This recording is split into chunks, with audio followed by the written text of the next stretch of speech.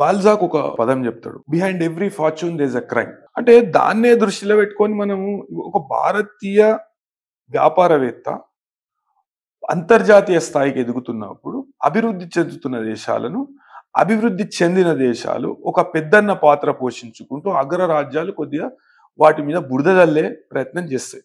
వాటిలో వాస్తవాలు ఎంత శాతం, వాటిలో ఉన్న వాస్తవాలు ఎంత శాతం అని తెలియకుండా ఎట్లా పడితే అట్లా మాట్లాడు, అదాని మీద లేకుంటే అదాని గ్రూప్ ఆఫ్ కంపెనీస్ మీద ఏదో దుష్ప్రచారం చేసుడు. అంటే ఎవరి మన మన సంపదనే మనము తన్నుకుంటున్నాం. అంటే దాన్ని మొత్తము ఒక సంపద సృష్టించే ఒక వ్యక్తిని మనం భారతదేశంలో అతనికి ఒక చిన్న చూపు చూస్తున్నాం. ఎంతో మంది ఉన్నారు. అంటే భారతదేశం కాకుండా ఎంతో మంది భారతదేశంలో ఉన్న కొంతమంది వ్యాపారవేత్తలు వేరే ఎన్నో దేశాలలో పెట్టుబడులు పెట్టారు.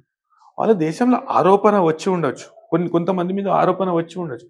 ఆరోపణ వచ్చినంత మాత్రాన దాన్ని సమర్థవంతంగా వారు ఎదుర్కొంటారు. నేరారోపణ అనేది చేసిండ్రు, నేరం అనేది ప్రూవ్ అయినప్పుడు మీరు మాట్లాడుండ్రి. భారతదేశంలో చేసుకున్న కాంట్రాక్ట్లు ఇప్పుడు ఎవరో అంటారు, ఇప్పుడు ఇండెన్బర్గ్ నివేదిక అట్లాంటి చీకటి నివేదికలు కొన్ని వందలు వచ్చినాయి. ఇప్పుడు అది ఏ కారణం వల్ల వచ్చింది అనేది దాని వెనుక ఎవరు ఉన్నారు అనేది మీరు చూడాలి. ఇప్పుడే ఎందుకు వచ్చింది? ఇంతకు ముందు జో బైడెన్ ప్రభుత్వం ఉన్నప్పుడు అదానితోని అమెరికా వ్యాపారం చేయలేదా? చాలా వ్యాపారాలు చేసింది. ఇప్పుడే ఎందుకు వచ్చింది? ఇప్పుడే ఇండిక్మెంట్ ఎందుకు పెడుతుంది? ఆ ఇండిక్మెంట్ నిలబడుతుందా అనే విషయాన్ని కూడా మీరు పరిశీలించాలి. అయితే ఇప్పుడు అదానీ గ్రూప్ తోని జగన్ కి కూడా కొన్ని ఇన్వాల్వ్మెంట్స్ ఉన్నాయి. తను కూడా ఆయన చేసిన ఈ వ్యాపారాల్లో కానీ ఇలా తను కూడా లంచం ఇచ్చినట్టు అలా కొన్ని సోషల్ మీడియా ప్లాట్ఫామ్స్ లో న్యూస్ వస్తుంది. సో ఒకవేళ అది నిజమై ఉంటే తన పైన ఎలాంటి ఇప్పుడు హిండెన్బర్గ్ నివేదిక అనేది ఇదే విధంగా ఎంతో మంది ప్రముఖుల మీద భారతీయ అట్లనే ఇప్పుడు మోదీ గారి మీద కూడా ఆరోపణలు చేసినాయి ఎన్నో సంస్థలు మోదీ గారి మీద ఆరోపణలు చేసినాయి, ఇప్పుడున్న ప్రధానమంత్రుల మీద ఆరోపణలు చేసినాయి, ఇంతకు ముందు ఉన్న ప్రధానమంత్రుల మీద ఆరోపణలు చేసినాయి. మన దేశ సార్వభౌమత్వాన్ని దెబ్బతినే విధంగా మాట్లాడినప్పుడు నువ్వు ముందుగా ఆ వ్యాఖ్యలను మీరు పరిగణలోకి తీసుకోవడం అనేది తప్పు. ఒకవేళ ఈ వ్యాఖ్యలు వాస్తవమే అయితే ఇప్పుడు మన దేశంలో దర్యాప్తు రంగ సంస్థలు ఉన్నాయి. ఆ సంస్థలు ఇచ్చిన నివేదిక ప్రకారం కేంద్ర ప్రభుత్వం కానీ రాష్ట్ర ప్రభుత్వాలు కానీ చర్యలు తీసుకోవాలి. ఇప్పుడు యువన్ కాడు చీలుడి అంటే బైన్సుడి అన్నట్టు ఏదేదో మాట్లాడుకుంటా అది జగన్ అవినీతిలో ఊరకపోయిండు, లేకుంటే అదాని ఇచ్చిండు, లేకుంటే ఇంత ప్రతి రాజకీయ జీవితంలో ప్రజాక్షేత్రంలో ఉన్నప్పుడు ప్రతి వారి మీద ఆరోపణలు అనేవి సహజం. ఇప్పుడు ఒక చీఫ్ మినిస్టర్ స్థాయి వ్యక్తి ఇప్పుడు అధికారం కోల్పోయిండు జగన్ అధికారం కోల్పోయినాక ఎన్నో వ్యాఖ్యలు చేస్తారు. అదే విధంగా జగన్ అధికారంలో ఉన్నప్పుడు వైఎస్ఆర్సీపీ సంబంధించిన వ్యక్తులు ఎన్నో వ్యాఖ్యలు చేశారు.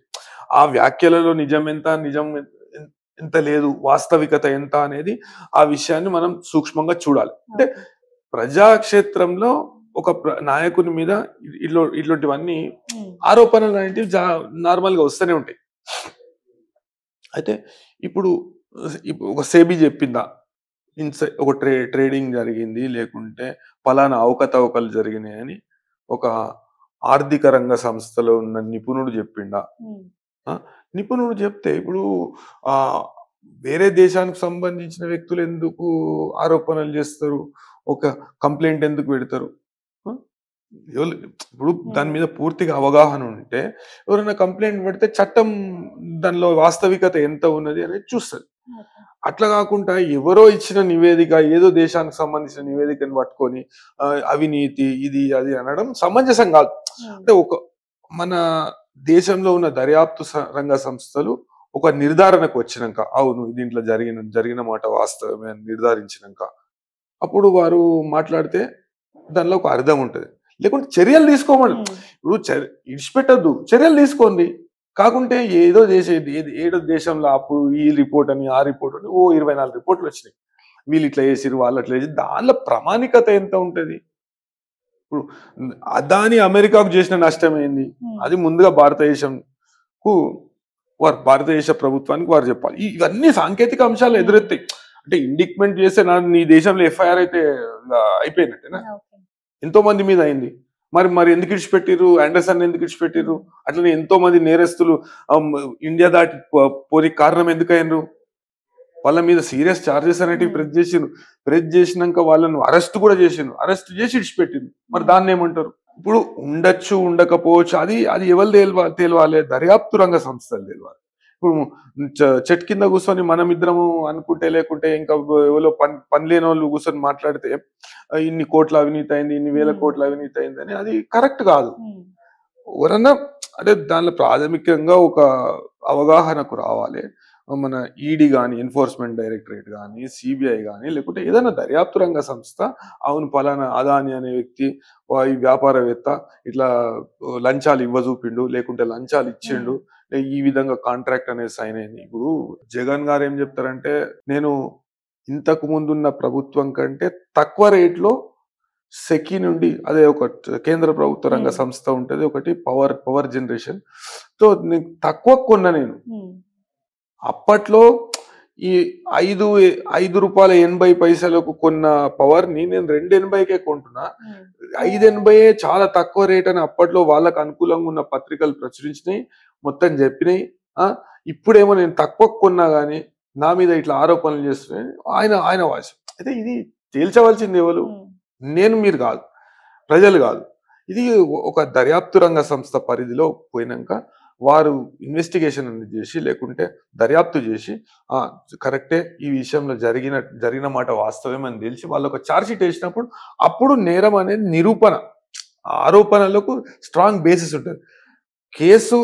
కేసులో శిక్ష పడ్డప్పుడు అప్పుడు నిరూపణ అనేది జరుగుతుంది. మనం ఏంది we follow an adversarial system of criminal trial. అయితే మనది ఏంటంటే నేరము అనేది ప్రూవ్ అయినప్పుడే, నేరారోపణ మోపబడిన వ్యక్తి నేరస్తుడు కాదు. నేరం అనేది నిరూపించినప్పుడే, అతనికి శిక్ష పడ్డప్పుడే అతను నిందితుడు అనేది మన చట్టం చెప్తుంది. అదేవిధంగా ఇప్పుడు it is too early to speak about all those things. Jagan అవినీతి చేసిండా, లేకుంటే అదాని అవినీతి చేసిండా? ఇప్పుడు దేశంలో ఎన్నో పవర్ ప్రాజెక్ట్స్ అదాని గట్టి. అదేవిధంగా గతంలో రాష్ట్రంలో అధికారంలో ఉన్న ఎన్నో పార్టీస్ అదానికి కొన్ని కాంట్రాక్ట్లు ఇవ్వడం జరిగింది. అదేవిధంగా సిఎస్ఆర్, ఇప్పుడు సిఎస్ఆర్ నేను 100 కోట్లు రిటర్న్ చేస్తా అంటుంటారు రేవంత్ రెడ్డి. 100 కోట్లు రిటర్న్ చేస్తా అంటే ఇప్పుడు అంటే ఆండర్సన్ ఇడిచిపెట్టిన మాట కట్టుబడి ఉండాలనా అనే దేశానికి ప్రయోజనం చేకూర్చిరా మీరు ఆండర్సన్ ఇడిచిపెట్టి? ఎవరు దేశద్రోహి అనేది మనము దాన్ని బట్టి నిర్ణయించవచ్చు.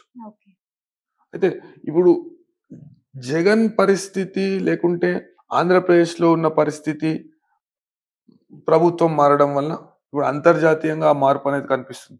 అగ్రరాజ్యమైన అమెరికాలో ప్రభుత్వం మారుతుంది.